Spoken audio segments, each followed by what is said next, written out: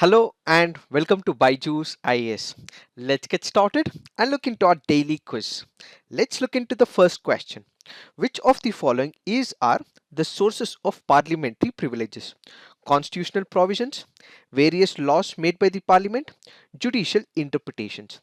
Which of the following are sources? The answer to this is 1, 2 and 3. Now let's look into the next question. With reference to parliamentary privileges, which of the following statements is or correct? No special law defining the privileges has been made by Parliament so far. Parliamentary privileges are extended to the President as he is a constituent part of Parliament but not to the Attorney General of India. Which of the statements are correct? The answer to this is one only. Why have we taken both these practice questions? Because of the reference given under this article.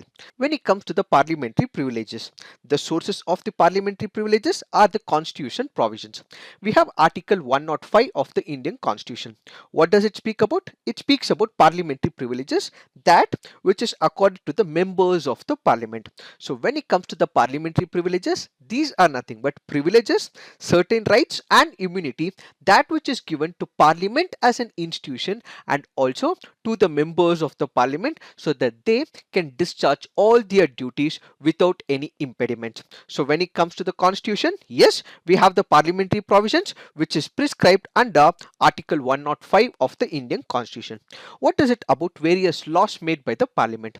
When it comes to the code of the civil procedure, which happens to be one of the statutory provision in the code of the civil procedure of 1908, it provides the freedom from arrest and detention of the members under the civil process, which is what we mean by various laws made by the parliament. Then once again, we know for the fact judiciary can step in as well in case there is any conflict in the law. The interpretation can be taken up by the judiciary. So the sources of parliamentary privileges is constitutional provision, various laws made by the parliament and judicial interpretation.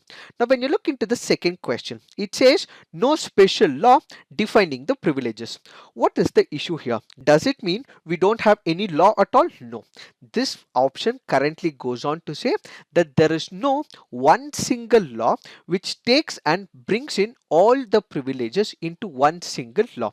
We have number of laws as we discussed code of the civil procedure, but in the present scenario all the privileges are not coded into one single law or a special law. So the parliament has the power to come up with a law which the constitution also gives that power to the parliament as well, but as of now parliament has not come up with a single law defining all these privileges under one single code. And when it comes to parliamentary privileges, these are not extended to the president, but instead it is extended to the Attorney General of India. Yes, the president is part of the parliament, but that does not mean that parliamentary privileges are accorded to the president. But why is it given to Attorney General? That is because the Attorney General happens to take part in the proceedings of the House, but he does not have the right to vote. Because he takes place in the proceedings, that is why he is again given what is called as the parliamentary privileges. It is this that we have to understand in reference to both these practice questions. Now let's look into the next practice question. Namaste portal is it related to gems and jewelry, government e-marketplace, corporate social responsibility, terminologies and mobility coach for Ayurveda, Siddha and Unani system? The answer to this is Namaste portal is related to terminologies and mobility coach for Ayurveda, Siddha and Unani systems. Why have we taken this practice question? Because of the reference given under this article. So basically the Namaste portal stands for National Ayush Morbidity and Standardized Terminologies Electronic Portal. So what will it do? This is a centralized portal. It will basically collect all the morbidity statistics pertaining to various systems of the medicine which comes under Ayurveda, which comes under Siddha as well as homeopathy and Unani as well. Now when it comes to the Unani medicine, this is a traditional medicine. Where is it being practiced? It is currently being practiced in Middle East as well as in South Asian countries as well. When you go back to the roots or how this particular medicine was created, it has what is called as Greek Greek Arabic medicine routes. What do we mean by it? Physicians in Greek were practicing it. It was exported to the Arabic region. It was practiced by the Arabs as well as the Persian physicians, and eventually down the lane it was transmitted to different parts of the world. Currently it is being practiced in Middle East as well as in South Asian countries. Now let's look into the next practice question. Consider the following statements about National Coal Index. The NCI is a price index which reflects the change of price level of coal on a particular month relative to fixed base year. The base year for NCI is financial year 2012 and 2013.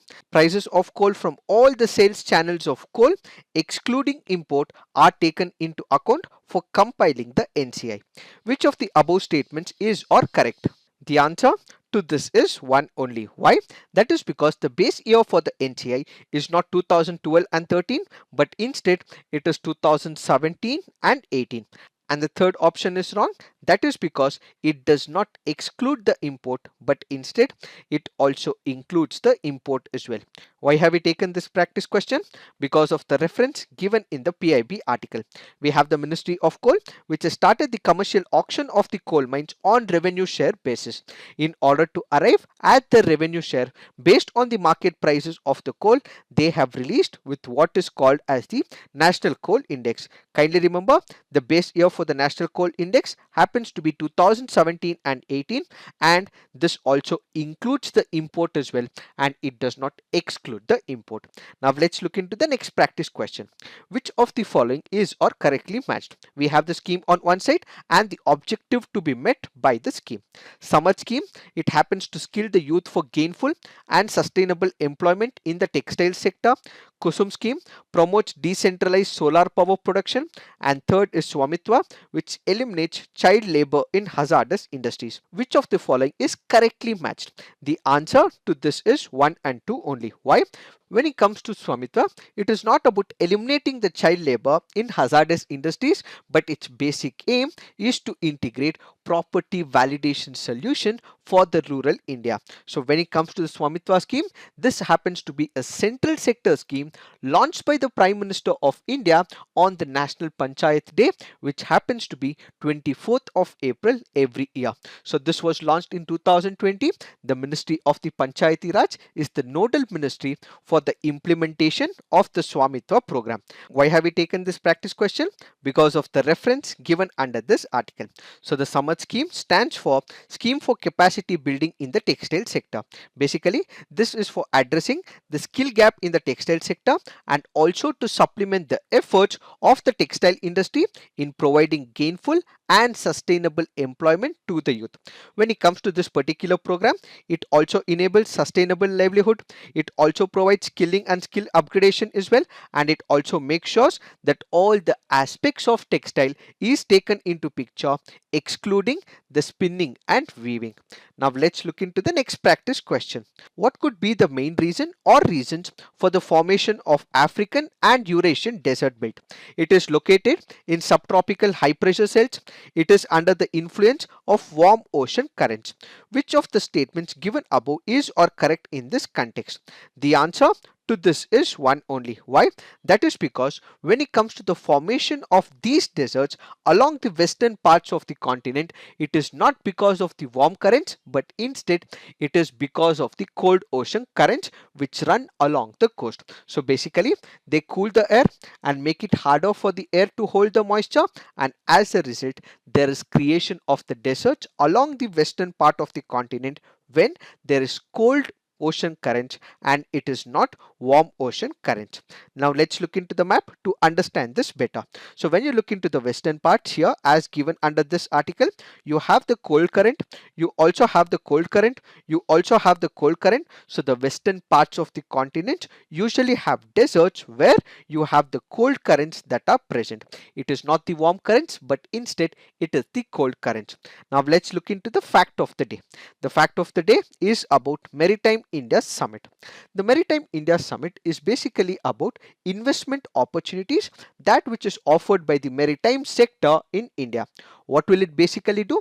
This will give out all the provisions where foreign investors, domestic investors can invest their money into the maritime sector in India. Let's say, for example, for promoting port-led development in India, or let's say shipbuilding, ship repair, or shipbreaking. All these are the components of the maritime sector. So this particular event is being organized by the Ministry of Ports, Shipping and Waterways jointly with FICCI as industrial partner and EY as the knowledge partner. It is this that we have to understand in reference to this article. So this is it for today. Thank you for watching. All the best.